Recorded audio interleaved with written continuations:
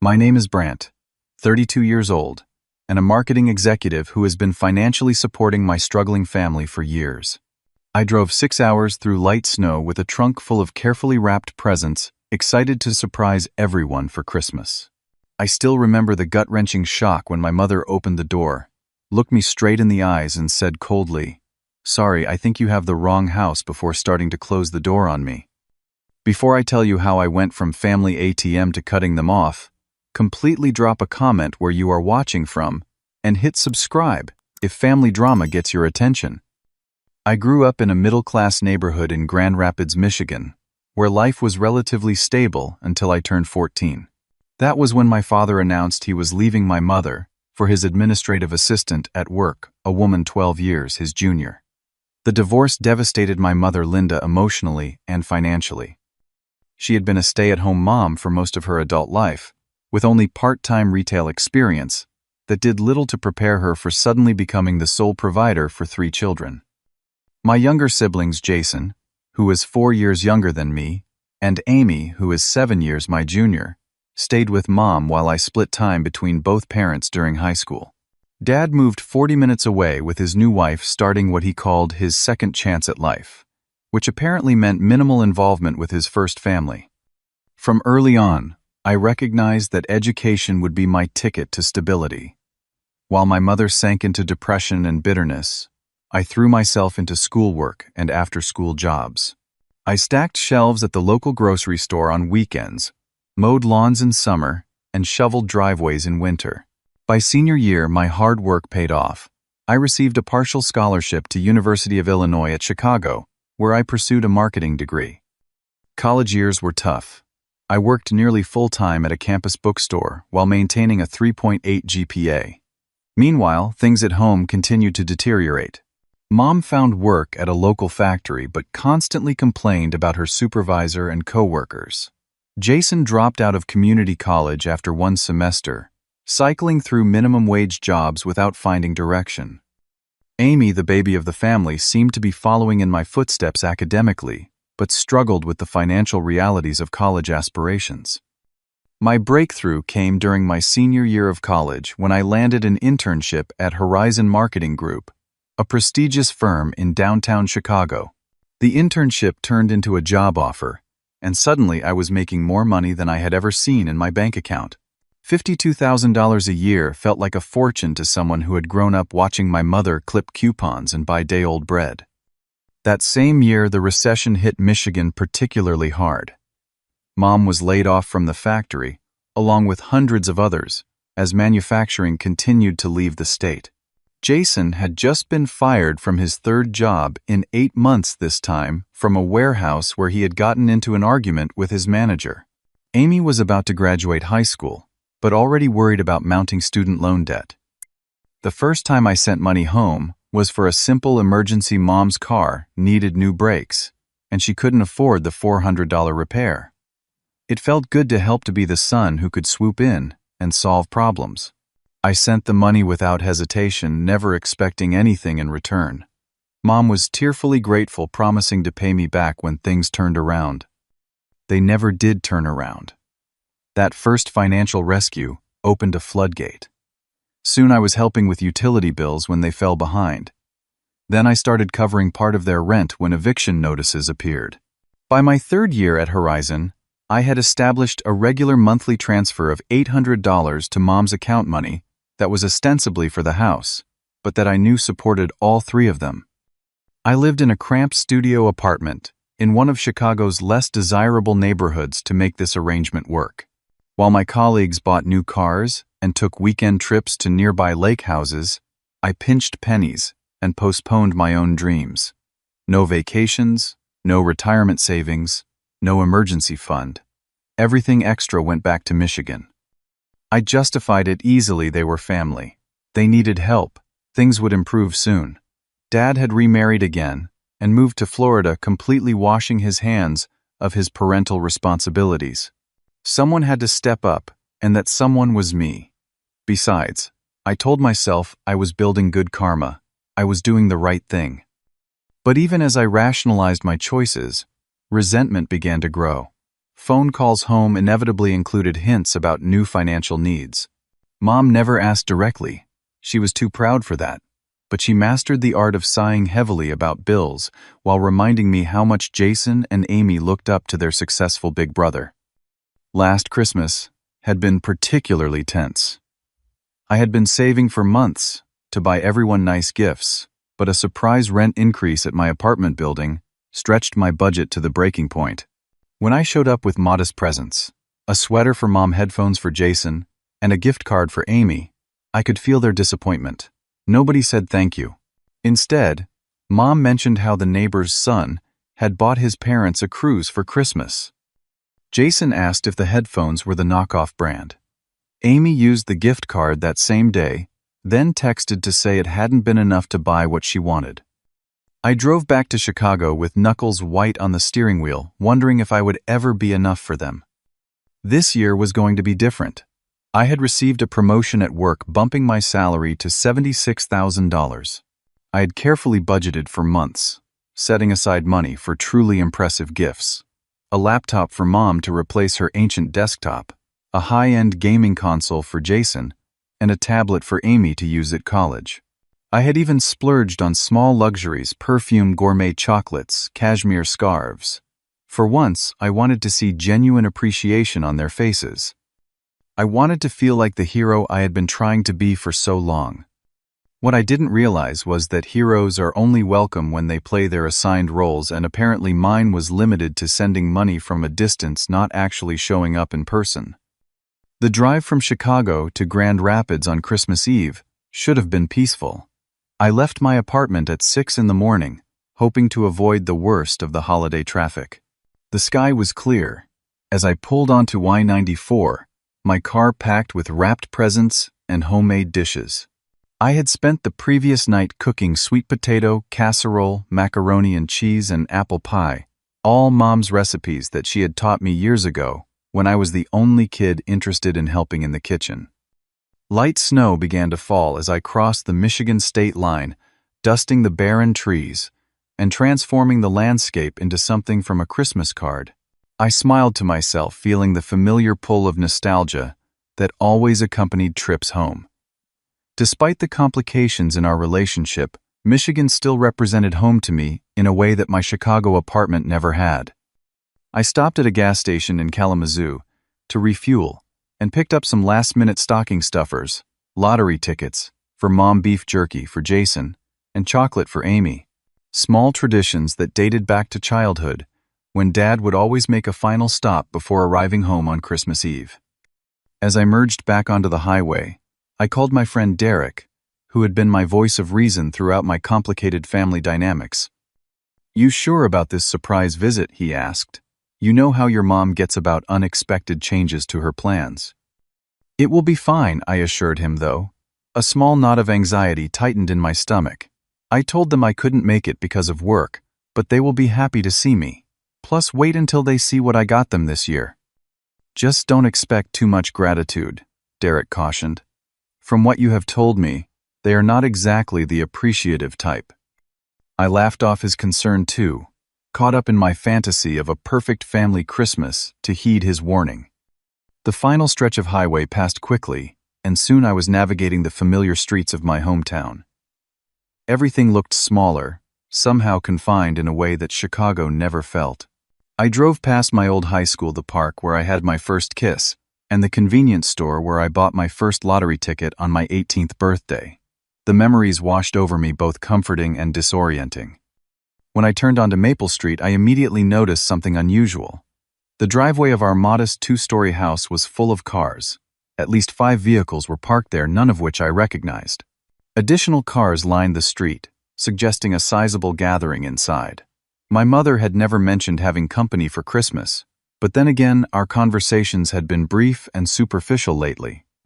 I parked half a block away, excitement building, as I imagined surprising not just my family but their guests as well. The snow was falling more heavily now, creating a picturesque scene as I unloaded armfuls of presents from my trunk. Balancing the stack carefully, I made my way up the shoveled walkway to the front door.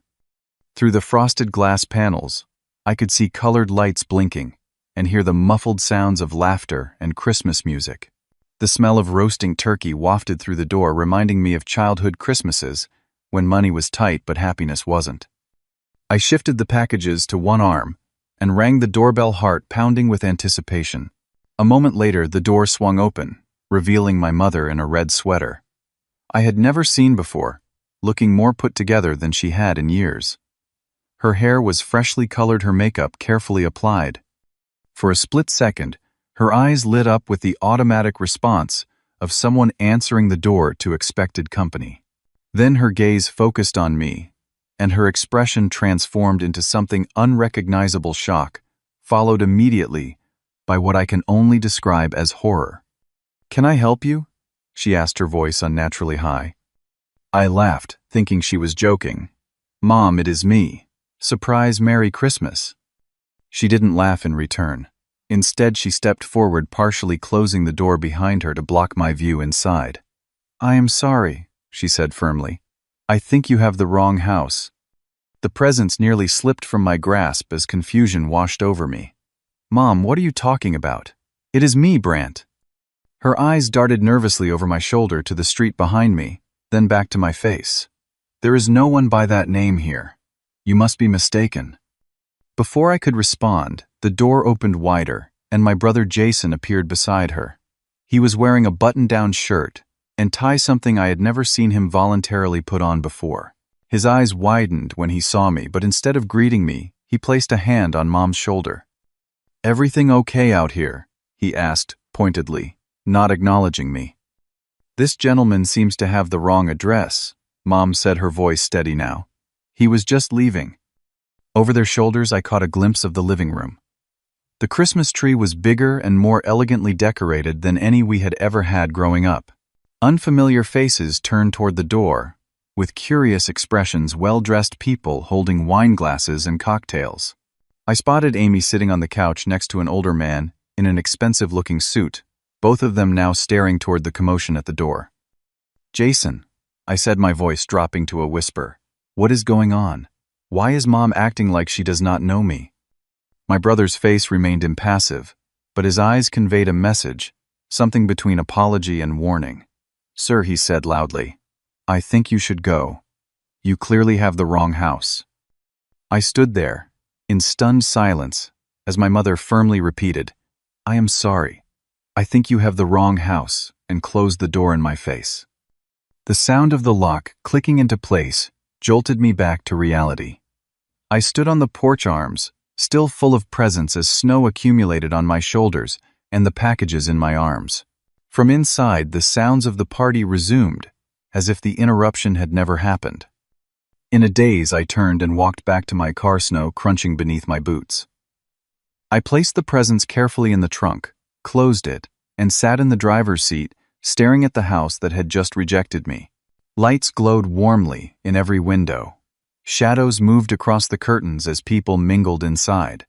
Christmas music drifted faintly through the air. I sat there for 15 minutes, engine off, watching my childhood home, and the celebration I was explicitly not welcome to join. The family I had sacrificed for, supported and loved, had just pretended not to know me, and I had absolutely no idea why. I drove to the nearest hotel in a state of emotional numbness. The Holiday Inn Express, on the outskirts of town, was predictably decorated for Christmas. A synthetic tree in the lobby, garlands draped over the front desk, and Bing Crosby crooning White Christmas through overhead speakers. The contrast between the manufactured holiday cheer and my internal devastation was almost too much to bear. "Visiting family for the holidays?" the receptionist asked brightly as I checked in.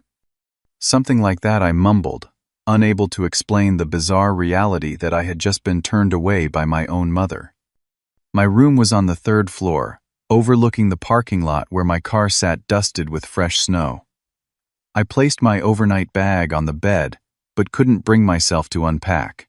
This was supposed to be a day trip, drive up, surprise the family, enjoy Christmas Eve together, and drive back to Chicago on Christmas Day. I had not planned on spending $120 for a hotel room in my hometown. I sat on the edge of the bed, still wearing my coat, trying to make sense of what had just happened. Had I misunderstood something fundamental about my relationship with my family? Were they angry with me for some reason? Had I done something unforgivable without realizing it? The television offered nothing but Christmas specials and holiday movies, happy families gathering around trees and dinner tables, reinforcing everything I was missing.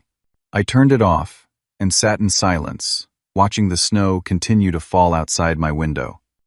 At 6:15, approximately 30 minutes after I had been turned away from my family's door, my phone rang. Jason's name appeared on the screen. I hesitated, then answered. "Hello." My voice sounded strange even to my own ears. Brant Jason sounded nervous, his voice lowered as if he didn't want to be overheard. "Where are you?" "At the Holiday Inn Express." "Why?" There was a pause, and I heard a door close on his end of the line. "Look, I'm sorry about what happened earlier. Mom wasn't expecting you." "Obviously," I replied, unable to keep the bitterness from my voice. "What I don't understand is why she pretended not to know me." Jason sighed. "It's complicated. We have guests over." "I saw that. Who are those people?" "Mom's new boyfriend Howard and his family. They're well, they're pretty well off. He owns a chain of car dealerships across the state." The pieces began to fall into place, creating a picture I wasn't sure I wanted to see, and you couldn't introduce me because... Another pause, longer this time. "Don't be upset, but you know we couldn't let you in." "No, Jason. I don't know that. Please explain it to me." He lowered his voice further. "Howard thinks Mom comes from a better background than she does. She told him Dad was a successful businessman who died, not a deadbeat who ran off with his secretary. She's been upgrading our family history. And I don't fit into this upgraded version." The hollowness in my chest expanded. "It's just that you're ordinary.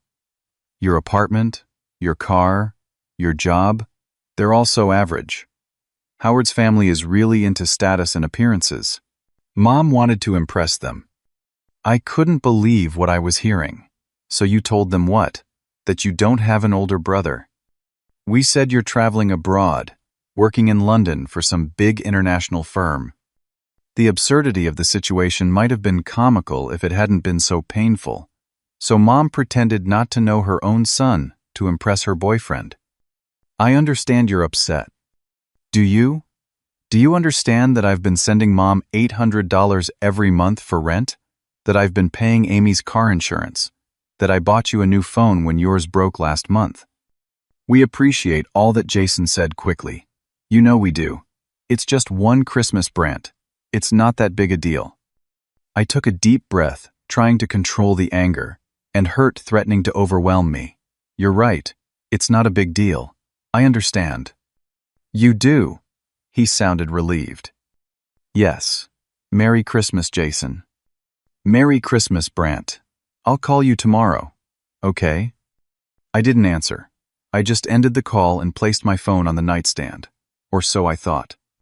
As I set the phone down, I heard Jason's voice continuing faintly. He hadn't hung up, and neither had I. The call was still connected. "Handled it." It was Amy's voice, distant, but audible. "Yeah, he's fine." Jason's voice was clearer, now no longer hushed. "He says he understands." Did he sound upset? That was my mother? "A little, but what did you expect?" "You literally told him he had the wrong house." A woman laughed, Amy, I thought. What were we supposed to do? Howard's whole family is here. We can't exactly introduce our brother, who lives in a crappy apartment in Chicago, when we've been telling everyone he's some hotshot executive in Europe. Besides, my mother added, he still thinks helping with rent means he's automatically included in family events. We never invited him. "At least, he's good for the money," Jason replied. "Remember how pissed he was when I didn't thank him for those cheap headphones last year? Like I was supposed to be grateful for something you could buy at a gas station." "Well, as long as he keeps paying, he can be upset all he wants," my mother said dismissively. "Howard is about to propose. I saw the ring box in his coat pocket. Once we're married, we won't need Brant's money anyway." "Should we tell him that?" Amy asked. "Not until it's official," Mom replied. "No reason to cut off the extra income just yet." I sat frozen phone in hand as their conversation continued. They discussed Howard's wealth, the gifts he had bought them, and their plans to move into his lakefront home after the wedding. Not once did they express remorse about turning me away or gratitude for years of financial support. Instead, they laughed about how easily manipulated I had been, how I could be counted on to send money without question, while they built a new life that explicitly excluded me. With shaking hands, I finally ended the call. The silence in the hotel room was deafening. Outside, Christmas lights twinkled along the highway, and families traveled to gatherings where they were wanted and welcomed. In that moment, every excuse I had made for my family's behavior over the years crumbled. Every rationalization dissolved. Every hope that my sacrifices were appreciated evaporated. I thought about all the times I had eaten ramen noodles for dinner so I could send money home. The vacations I had never taken, the apartment upgrades I had postponed, the retirement account I had not funded, all to support a family that saw me as nothing more than an ATM, with feelings they could manipulate. As painful as this revelation was, it also brought clarity. For the first time in years, I saw my family for who they truly were, not who I wanted them to be. That clarity fueled what happened next. I sat on the edge of the hotel bed, my mind suddenly sharp despite the emotional turmoil. This wasn't just about Christmas. This was about years of one-sided sacrifice, of being valued only for what I could provide financially while being emotionally discarded. I opened my laptop and logged into my online banking portal. For years, I had been making direct deposits to my mother's landlord for the rent, $800 each month, transferred automatically on the 1st. I found the recurring payment and clicked cancel. A warning message appeared. "Are you sure you want to cancel this recurring payment?" I hesitated for only a moment before clicking yes. Next, I navigated to my credit card accounts. Both Jason and Amy were authorized users on my main credit card, an arrangement that had started during their respective emergencies, but had become a regular source of expenses for me. Video game purchases for Jason, clothing and restaurant charges for Amy. I had justified it as helping them through rough patches, but those rough patches had somehow stretched into years. I removed them both as authorized users, then placed a freeze on the accounts just to be certain they couldn't somehow reactivate their cards. My mother and I had opened a joint checking account years ago, ostensibly to make it easier for me to help with emergency expenses.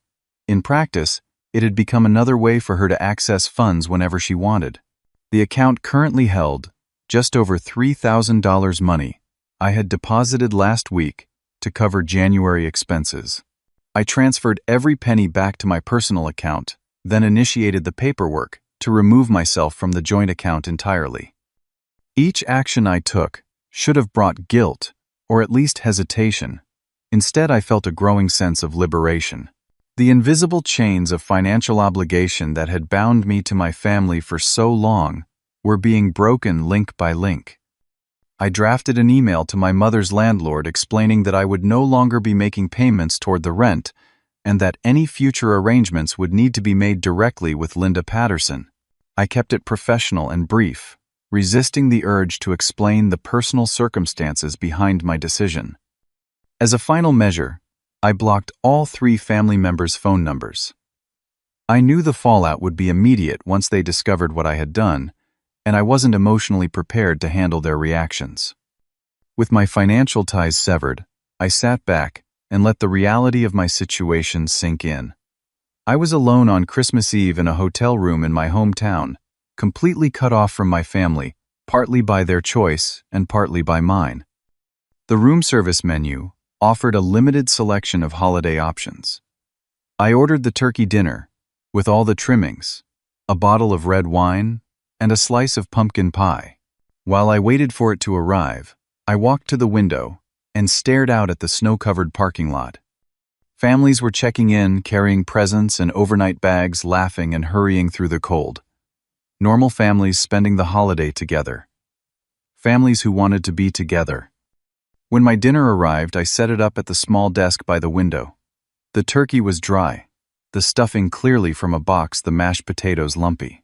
It bore no resemblance to the Christmas dinner happening at my mother's house, where Howard's family was probably enjoying prime rib or ham with expensive wine and elaborate desserts.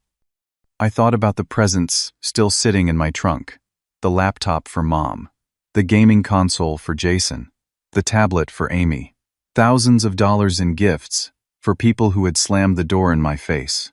What would I do with them now? Return them? Give them away? The decisions could wait for tomorrow.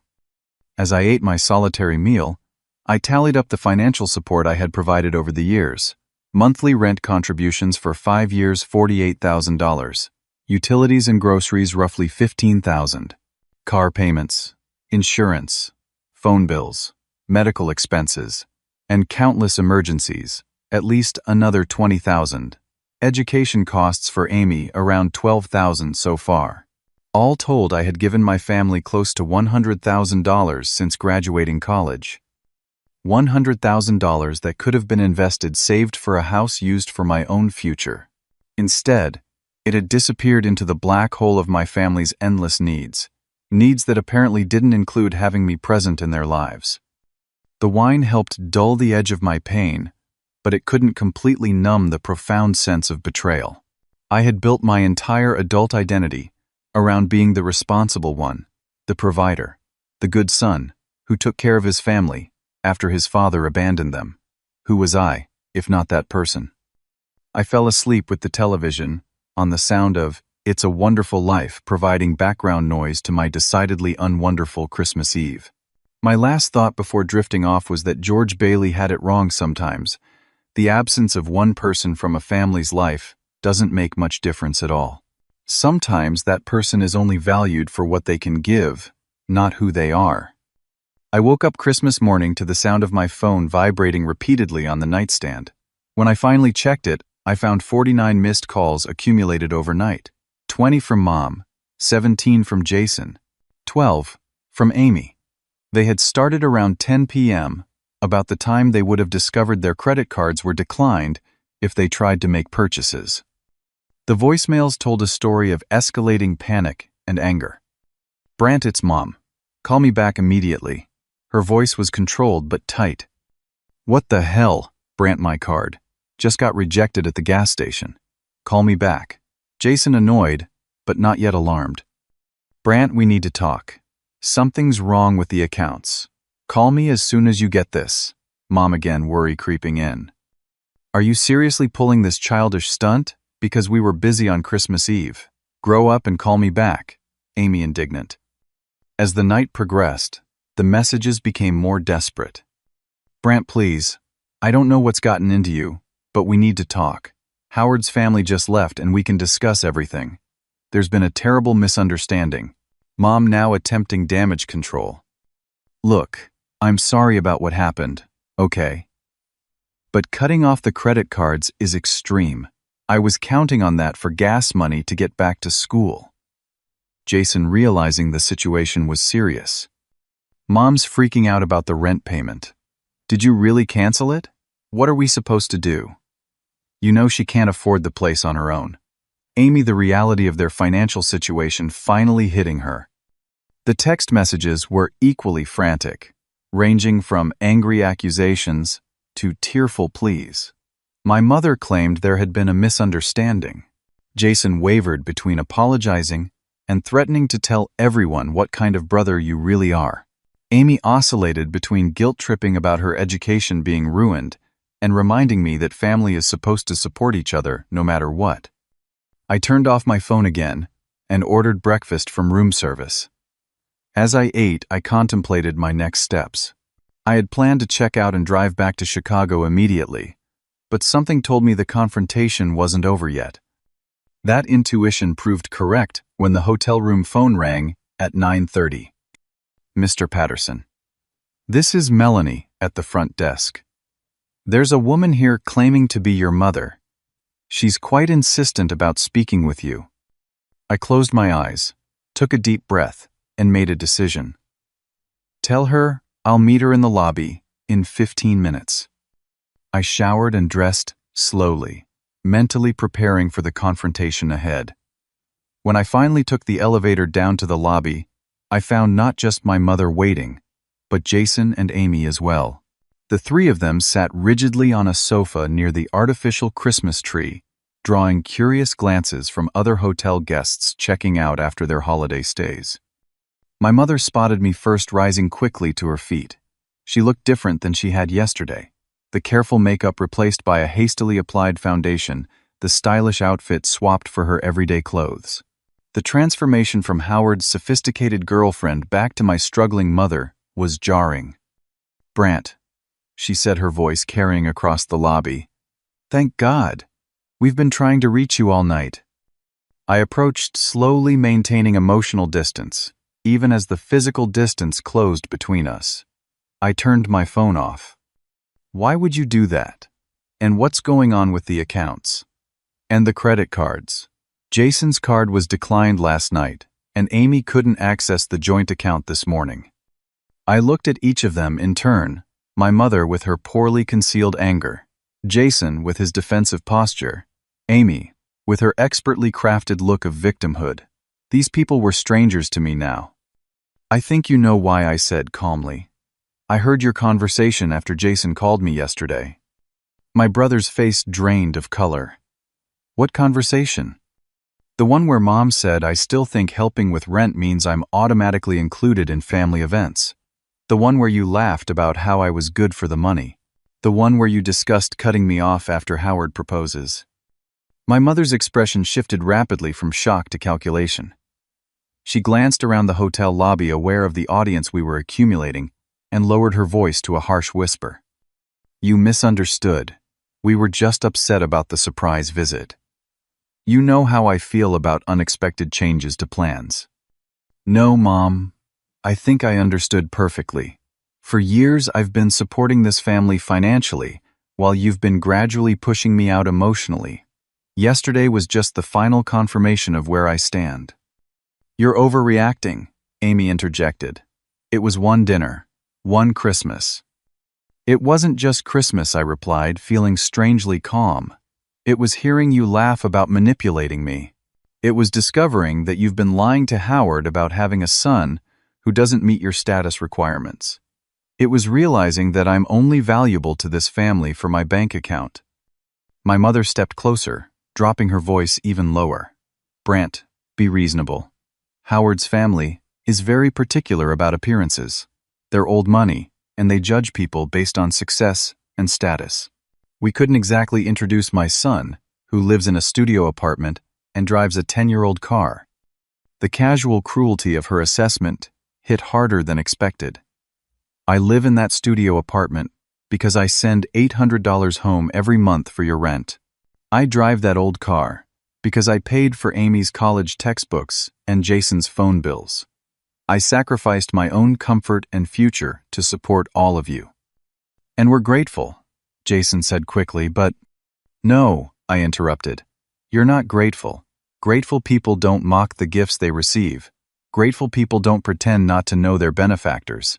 Grateful people don't laugh about taking advantage of someone's generosity."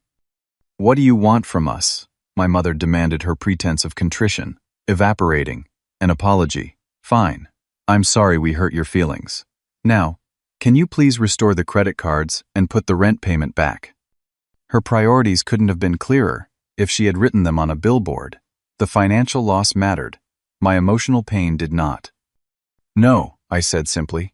"I'm done." Done with what Amy asked, real alarm crossing her face for the first time. Done supporting people who don't respect me. Done sacrificing my future for a family that sees me as an ATM rather than a son and brother. Done pretending we have a relationship when what we actually have is a one-sided financial arrangement. My mother's face hardened. "After everything I've done for you, this is how you repay me. I raised you. I fed and clothed you. I sacrificed everything for you kids after your father left. And I've spent the last 5 years paying you back for that, Mom. But there's no amount of money that will ever be enough, is there? Because this isn't really about need anymore. It's about entitlement." The conversation was drawing even more attention now. A hotel employee hovered nearby, clearly concerned about the escalating tension. I decided to end things before they spiraled further. "I'm going back to Chicago," I said firmly. "I've removed myself from all joint accounts and canceled all authorized users on my credit cards. You'll need to make your own financial arrangements from now on." "You can't just cut us off," my mother hissed. "Family doesn't do that. Family also doesn't pretend not to know each other to impress rich boyfriends," I replied. "It seems we all have different definitions of family obligations." Jason stepped forward, his expression darkening. "You know Mom can't afford that apartment without your help. Where are we supposed to live?" "Howard has a lakefront home," I reminded him. "I'm sure he'll be happy to help once he proposes, assuming your relationship with him isn't also built on lies." That struck a nerve. My mother's eyes widened, and Amy glanced away uncomfortably. "You're making a mistake," my mother said, her tone shifting to one. I recognized well the guilt-inducing voice that had kept me sending money all these years. "When you need family someday, we won't be there for you." I looked at her sadly. "You haven't been there for me in years, Mom. The only difference now is that I'm finally acknowledging it." Without waiting for a response, I turned and walked toward the hotel exit. Behind me, I heard Amy begin to cry, the theatrical sob she had perfected since childhood to get her way. Jason called after me, his voice a mixture of anger and panic. My mother remained silent, which told me everything about her priorities. In the parking lot, I brushed snow off my car and loaded my overnight bag into the trunk alongside the Christmas presents that would never be opened by their intended recipients. As I pulled out of the hotel parking lot, I caught a final glimpse of my family through the lobby windows, huddled together already in deep discussion about their next move. The drive back to Chicago was long and quiet. No Christmas music, no phone calls, no festive stops along the way. Just 6 hours of highway stretching between who I had been and who I needed to become. Returning to my studio apartment in Chicago felt surreal. The small space I had always viewed as temporary, a sacrifice for my family's benefit, now represented something different. It was mine alone, a place where I could build a future, focused on my own well-being rather than perpetually rescuing others. The first few days after Christmas passed in a fog of second-guessing and emotional turbulence. Had I overreacted? Was cutting them off completely too extreme? Should I have had a conversation first, set boundaries, rather than severing ties? These doubts were answered by the flood of communications that followed. My email inbox filled with messages from extended family members, each more accusatory than the last. "How could you leave your mother without rent money? What kind of son abandons his family at Christmas? Your siblings are devastated by your selfishness." I hadn't blocked their email addresses, which proved to be illuminating.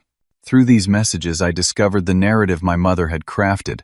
I had inexplicably cut them off, after years of minimal support, leaving them destitute at Christmas for no reason. She had apparently been laying groundwork for this scenario for years, telling relatives that I was stingy with my huge Chicago salary, and only reluctantly helped with occasional small expenses. The truth came from an unexpected source. My Aunt Ellen, my father's sister, who had remained loosely connected to my mother after the divorce, called me 3 days after Christmas. "Brant, it's Aunt Ellen. Do you have a minute to talk?" I braced myself for another lecture about family loyalty. "Yes, I do." "Good, because I want to understand what's really happening. Your mother called me crying about you cutting her off without warning, but something doesn't add up." Cautiously, I explained the situation, the monthly support I had been providing for years, the Christmas rejection, the overheard conversation revealing their true feelings. A long silence followed my explanation. "I had no idea you were supporting them to that extent," she finally said. "Your mother told everyone that you barely helped at all, that she was struggling to make ends meet because you were selfish with your money." "That's not true," I said, the familiar defensiveness rising. "I believe you," Aunt Ellen said firmly, "and it explains a lot. Your mother has been playing the struggling single-parent role for so long. I wondered how she afforded the new car last year. Or Amy's spring break trip to Florida. She said it was careful budgeting, but The conversation with Aunt Ellen revealed years of deception. My mother had been presenting herself as financially abandoned by both her ex-husband and her eldest son, garnering sympathy and occasional assistance from family members even while cashing my monthly checks. Meanwhile, the financial fallout for my family began to materialize. A week after Christmas, Jason called from a number I didn't recognize. He had apparently borrowed a friend's phone to bypass my blocks. "The landlord delivered an eviction notice today," he said without preamble. "We have 30 days to pay up or get out." "I'm sorry to hear that," I replied, genuinely meaning it. I didn't want my family homeless despite everything. "That's it, you're sorry. This is your fault, Brant. You knew we couldn't afford this place without your help." "You have options, Jason. Mom can ask Howard for help. You could get a full-time job instead of part-time. Amy could apply for additional student loans." "Howard broke up with Mom after Christmas," he said bitterly. "Apparently he had questions about her background that she couldn't answer convincingly. And the job market here is terrible, you know that." The news about Howard explained the increasingly desperate tone of my mother's messages. Her backup plan had evaporated, leaving her genuinely vulnerable for perhaps the first time since I had started supporting the family. I felt a twinge of guilt, but pushed it aside. "I'm not responsible for housing all of you indefinitely. I've been doing it for 5 years, which is 5 years longer than most people would. I had to max out my credit card for textbooks this semester." Jason continued, ignoring my point. "I was counting on using yours for the rest." "You're taking classes. This was news to me. I thought you dropped out." "I re-enrolled last fall. Not that you ever asked." The revelation that Jason had returned to school without telling me, while still expecting my financial support, underscored the dysfunction in our relationship. Important life changes weren't shared. Only financial needs were communicated. Similar stories emerged in the weeks that followed. Amy called from a new number, tearful about having to withdraw from college mid-year because she couldn't afford the dormitory fees without my contribution. My mother left voicemails about being late on utility payments and facing service disconnections. Each call and message tested my resolve, prodding the lifetime of conditioning that had taught me to be the family rescuer. But something had fundamentally changed in me. I could empathize with their situation without automatically reaching for my wallet. I could recognize manipulation tactics that had previously been invisible to me. The most dramatic confrontation came in February when my mother appeared unannounced at my workplace. I was in a client meeting when the receptionist called. "There's a woman in the lobby claiming to be your mother," she said hesitantly. "She says it's an emergency." I excused myself from the meeting and found my mother sitting in the reception area, looking deliberately disheveled and clutching a tissue. "Mom," I said, keeping my voice level, "what are you doing here?" "You blocked my calls," she said loud enough for everyone nearby to hear. "What choice did I have? My son abandons me, refuses to even speak to me." I guided her to a quiet corner, acutely aware of curious glances from coworkers. "This isn't appropriate. You can't show up at my job." "We're being evicted," she said, dropping her voice. "Today, the sheriff is there now. Amy has nowhere to go." My stomach tightened. "What about Jason?" "He's staying with a friend. But Amy and I are going to a shelter, unless you help." "Is that what you want? Your mother and sister in a homeless shelter?" I looked at her, closely searching for signs of truth or manipulation. "Where are you parked?" "What?" "Your car. Where is it parked?" She hesitated. "In the visitor lot." "The same car you told me was repossessed last week, when you called from Jason's friend's phone." Her expression flickered. "I borrowed a friend's car." "Mom, I called the landlord yesterday. He said you worked out a payment plan and are not being evicted today, or any day soon." The transformation in her demeanor was immediate. The fragile, tearful woman disappeared, replaced by cold anger. "You're checking up on me." "I wanted to know the truth. You've lied about so many things." "I'm your mother. You owe me. I paid that debt many times over. 5 years and $100,000 worth." She stood up, abandoning the pretense of distress. "This isn't over, Brant. Family is forever." Yes, it is, I agreed quietly. But that doesn't make toxic relationships acceptable. After she left, I returned to my meeting professionally, composed but emotionally shaken. That evening, I did something I should have done years ago. I found a therapist who specialized in family trauma. Dr. Melanie Richardson helped me identify patterns I had never recognized: financial abuse, emotional manipulation, conditional love based on utility. We explored my father's abandonment and how it had shaped my desperate need to be the good son who never left, never disappointed, never said no. Through therapy, I connected with a support group for people estranged from family. Their stories mirrored aspects of my own: the guilt, the societal pressure to reconcile regardless of abuse, the difficult journey toward establishing healthy boundaries. As winter melted into spring, I began rebuilding my life. I moved to a larger apartment in a nicer neighborhood. I started a retirement account and set up an emergency fund. I took a weekend trip to Michigan's Upper Peninsula, not to visit family, but to hike and explore areas of my home state I had never seen. I made new friends through a recreational soccer league and a book club. People who knew me as I was now, not as the designated family caretaker. People who valued my company rather than my wallet. The hardest part was handling the first holiday season after the estrangement. Thanksgiving loomed as a particularly difficult milestone, my first major holiday alone. A coworker named Tara noticed my subdued mood as the day approached.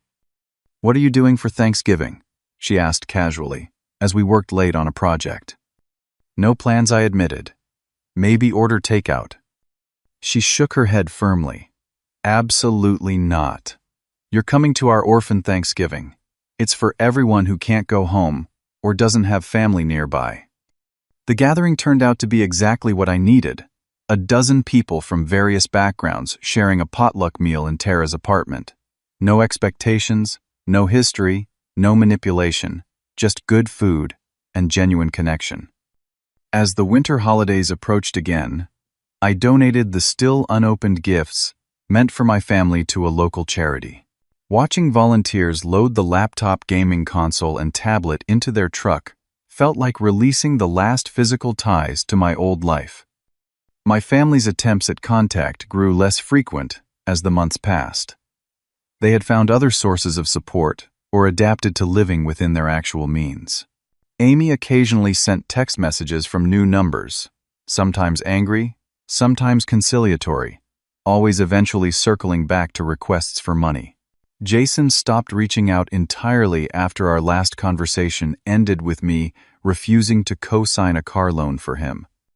My mother's communications were the most persistent, but showed the least genuine interest in reconciliation. Her messages focused exclusively on what I could provide: money, of course, but also references for jobs, contacts for opportunities, co-signing for apartments. Never once did she express interest in my well-being or acknowledge the pain her actions had caused. 10 months after that fateful Christmas, I received an unexpected message from my sister.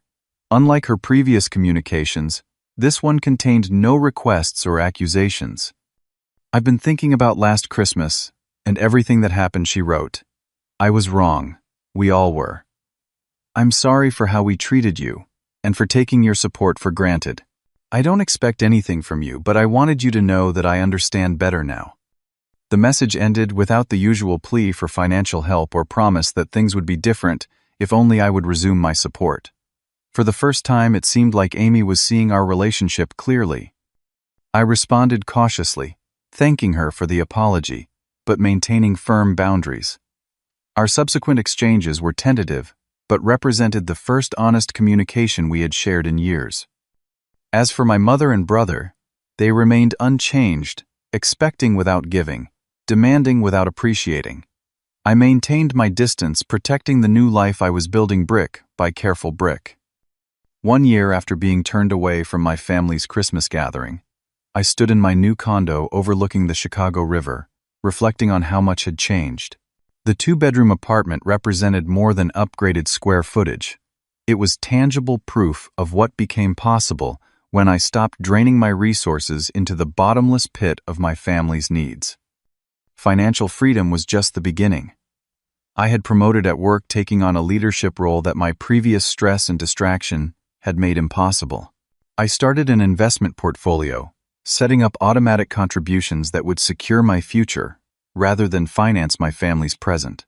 I even took my first real vacation, 2 weeks touring the Pacific Northwest, hiking through old-growth forests and sleeping under stars I had never had time to see before. The therapeutic journey had been equally transformative. Weekly sessions with Dr. Richardson gradually decreased to monthly check-ins as I developed stronger boundaries and healthier perspectives. The breakthrough moments weren't always dramatic. Sometimes they came as quiet realizations during ordinary days. Like the afternoon, I declined a last-minute work assignment without feeling crushing guilt. Or the evening I spent money on concert tickets without mentally calculating how many of my mother's utility bills that amount could cover. Or the first time I heard a friend describe family drama and didn't automatically offer financial assistance. Small victories that collectively rebuilt my sense of self-worth beyond what I could provide for others. My relationship with Amy evolved slowly over that year. After her initial apology, we established cautious communication, text messages about neutral topics, occasional phone calls that steered clear of financial discussions. When she graduated from community college that spring, I attended the ceremony, but declined to host the family celebration afterward. "I'm proud of you," I told her, sincerely, "but I'm not ready for extended family gatherings." She accepted this boundary without argument, a sign of genuine growth on her part. Later, she confided that losing my financial support had been the wake-up call she needed. "I always assumed someone would bail me out if things got tough," she admitted during a coffee meeting. "You, mom, some boyfriend, whoever. When that safety net disappeared, I had to figure things out for myself." She had taken on additional work-study hours, applied for scholarships she previously thought were too much effort, and developed a realistic budget for the first time in her life. The experience had been challenging, but ultimately empowering. "I appreciate everything you did for us," she said, meeting my eyes directly. "But I understand now why you had to stop." My relationship with Jason remained far more distant. Occasional updates from Amy indicated he had finally found steady employment at a local distribution center, working night shifts that he complained about, but that paid enough to support himself. He never reached out directly, though Amy hinted he had expressed regret about his role in the Christmas incident. "He's too proud to admit he was wrong," she explained. "But he keeps that photo of you two fishing at Grandpa's cabin on his dresser." As for my mother, the estrangement continued. She had moved in with a new boyfriend, not Howard the car dealer, but a retired postal worker with a modest pension and a small house in a neighboring town. She still sent occasional messages that oscillated between thinly veiled guilt trips and outright demands, but they no longer held emotional power over me. The holidays approached again, bringing with them the inevitable weight of family expectations. Thanksgiving was spent with Tara and the orphan group that had become cherished friends. For Christmas, I booked a solo trip to a mountain cabin in Colorado, a deliberate choice to create new associations with the holiday that had marked such a painful turning point in my life. On Christmas Eve, sitting beside a fireplace with a novel I had been meaning to read for months, I received a text message from my mother. Unlike her usual communications, this one was brief and surprisingly free of manipulation. "Thinking of you tonight. Merry Christmas." I sat with the message for a long while, contemplating the appropriate response. In the past, I would have seized on this as evidence of change, rushing to reconcile regardless of whether genuine transformation had occurred. Now I recognized it as a neutral communication that required neither immediate embrace nor outright rejection. "Merry Christmas to you too," I finally replied. Nothing more, nothing less, an acknowledgement without overcommitment. That simple exchange encapsulated the most profound lesson I had learned through this painful journey.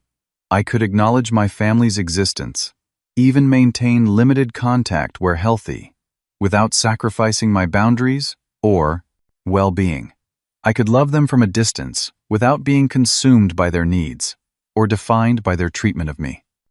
The path to healing wasn't about cutting off all contact forever or pretending my family didn't exist. It wasn't about holding grudges or seeking revenge. It was about establishing and maintaining boundaries that protected my financial, emotional, and psychological health. It was about recognizing that real love doesn't exploit or manipulate. It was about understanding that sometimes the most compassionate action for yourself and others is to stop enabling harmful patterns. As snow fell outside my cabin window, I reflected on how far I had come since standing shocked on my mother's porch as she pretended not to know me. The pain of that moment would always be part of my story, but it no longer defined me. Instead, it had become the catalyst for growth and self-discovery that might never have happened otherwise. Sometimes the greatest gift you can give yourself is the courage to walk away from people who value what you provide more than who you are. Sometimes, true family is found not in blood relations, but in the connections you build with those who respect your boundaries and celebrate your success without expecting to profit from it. Sometimes the hardest decisions lead to the most necessary healing. I raised my cup of hot chocolate in a silent toast to the painful Christmas that had ultimately set me free.